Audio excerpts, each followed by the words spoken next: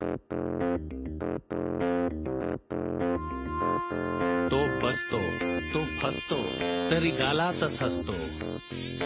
1.5, 5, 7, 11 सांगाल तेवढे दिवस बसतो. तो बसतो, तो फसतो, तरी गालातच हसतो. 1.5, 5, 7, 11 सांगाल तेवढे दिवस बसतो.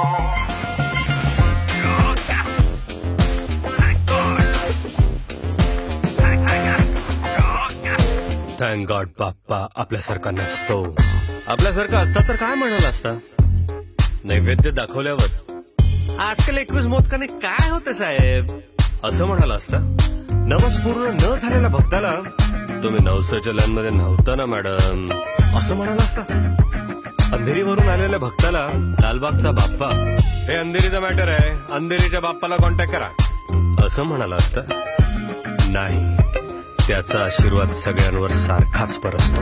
थँक गॉड बाप्पा आपल्यासारखा नसतो.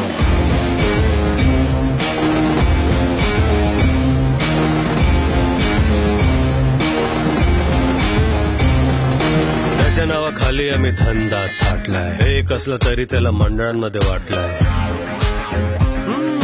गणपतीच्या सणाला परवा एक जण म्हणाला, या वर्षी देवा तेवढा एक काम करून दे, त्या फेमस गणपतीचा तेवढा दर्शन करून दे. भक्ताच्या या डिमांडला तो गालातच हसतो. थँक गॉड बाप्पा आपल्यासारखा नसतो.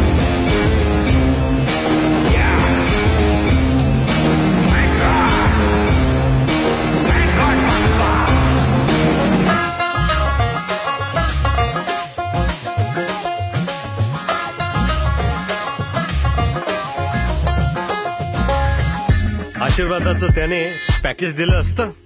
माझ्या बरोबर शंकराचे आशीर्वाद फक्त 20,000. ग्रुप नवस केला तर डिस्काउंट दिला असता. विसर्जनाच्या 2 दिवस आधी असं ओरडलं असतं.